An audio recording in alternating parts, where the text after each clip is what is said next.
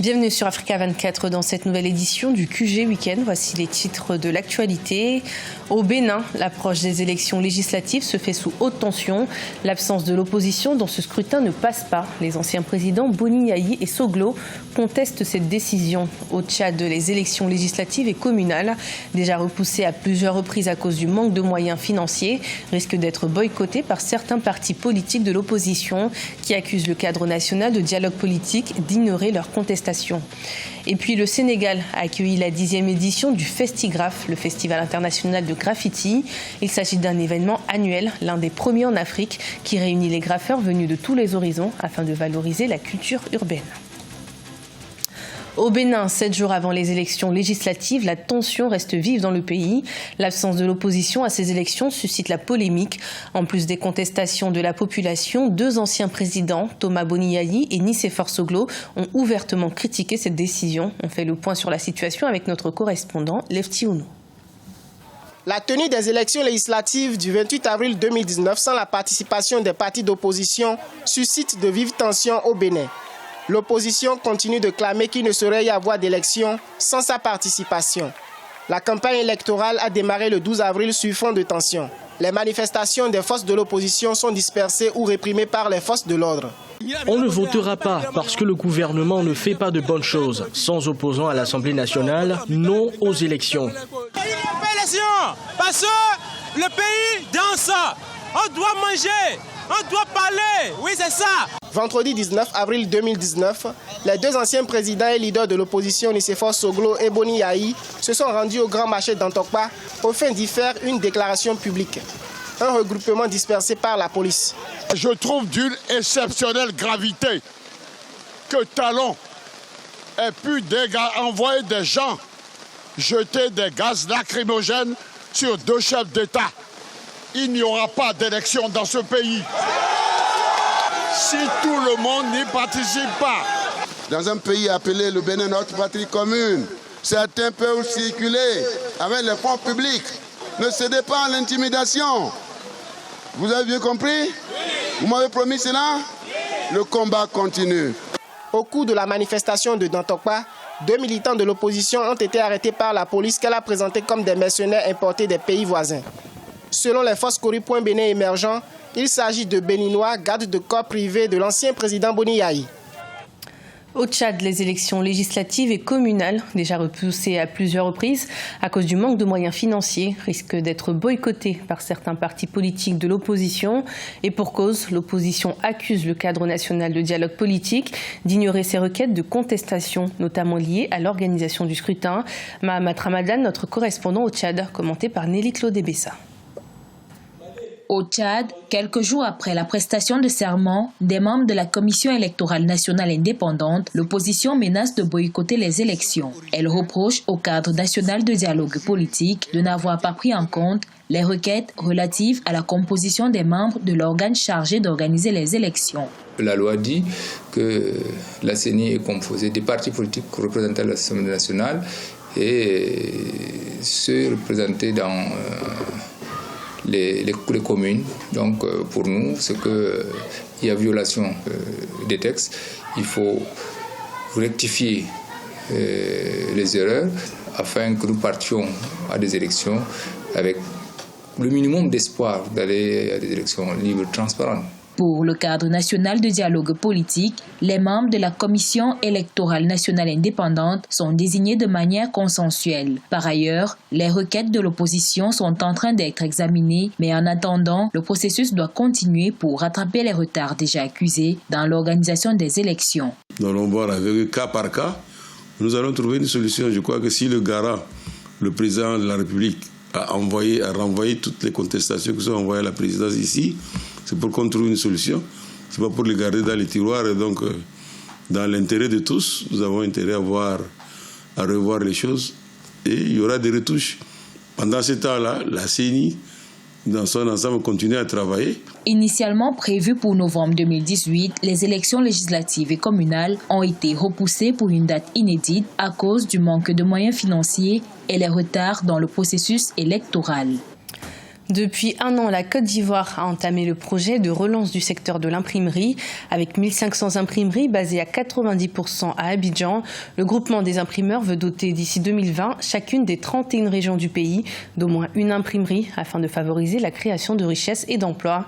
C'est un reportage de notre correspondant Olive Adjakotan. Ce sont 1500 imprimeries que le groupement des imprimeurs de Côte d'Ivoire a recensées en un an d'existence. 800 d'entre elles sont dans le secteur formel. C'est le cas de cette imprimerie qui a 14 ans d'existence et qui a régularisé sa situation en 2018. Avec les objectifs que nous nous sommes donnés, j'ai jugé bon d'appartenir au groupement des imprimeurs parce que ça allait nous donner plus de force.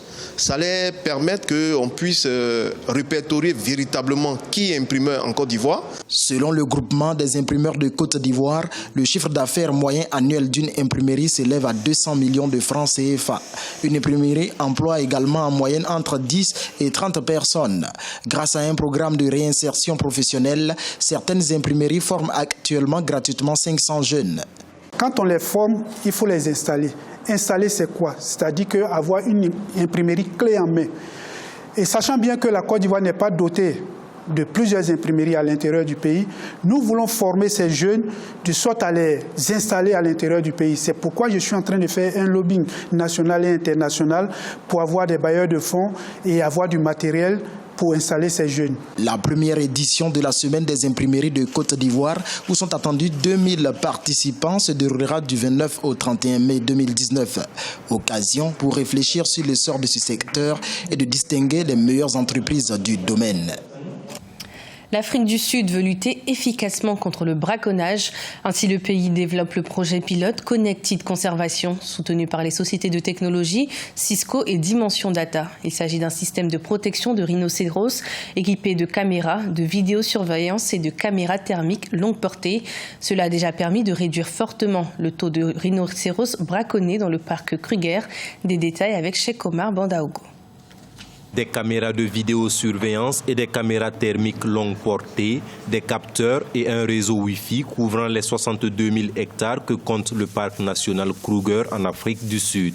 Tout ce dispositif pour mettre fin au braconnage des rhinocéros qui, selon African Rhino Conservation Collaboration, entre 2007 et 2015 a augmenté de 9000% en Afrique du Sud.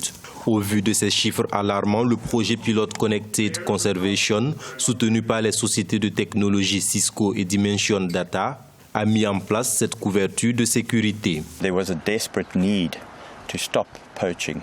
Il y avait un besoin pressant d'arrêter le braconnage. Les architectes de nos deux sociétés ont mis en place une solution, l'ont implémentée. Et cela a connu un grand succès, en particulier lors de notre première année d'activité en 2016. Nous avons réduit le braconnage de 96% et de janvier 2017 à ce jour, aucun rhinocéros n'a été braconné.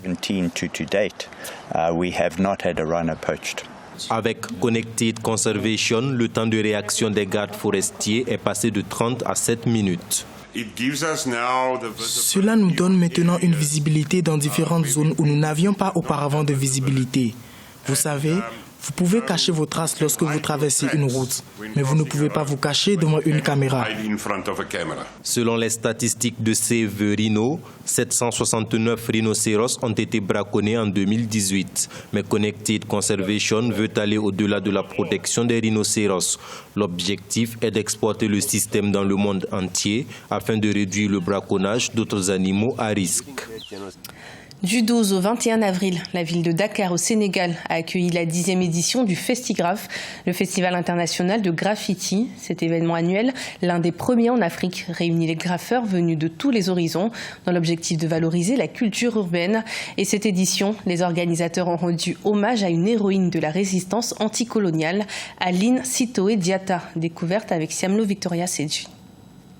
L'héroïne de la résistance anticoloniale sénégalaise, Aline Sitoé Diatta, magnifiée par des dizaines d'artistes graffeurs du monde entier. C'est à l'occasion de la 10e édition du Festigraph, Festival international de graffiti. À travers des peintures murales dans plusieurs quartiers de la ville de Dakar, les artistes graffeurs de perpétuer la mémoire d'illustres personnages de l'histoire. Ça permet de créer vraiment ensemble, d'amener même sur des territoires que chacun ne maîtrise pas, donc avoir une fresque quand même très complète Et c'est vrai que moi, par exemple, je fais le portrait, mais donc d'avoir du lettrage, du décor, de l'abstrait, des animaux. Né en Casamance, dans le sud du Sénégal, Aline Sitoé Diatta a dirigé un mouvement de résistance contre la pénétration coloniale française entre 1910 et 1920. Elle est aujourd'hui considérée comme une héroïne nationale, mais sa renommée va bien au-delà.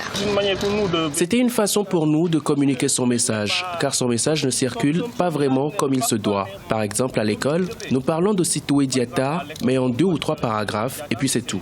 Dans 2 paragraphes. Le Festigraphe, l'un des premiers sur le continent africain, est né de l'initiative de l'artiste graffeur Amadou Lamine Ngom, dit Docta, il y a 10 ans. L'événement, qui se déroule jusqu'au 21 avril 2019, veut éduquer à partir de l'art et la culture.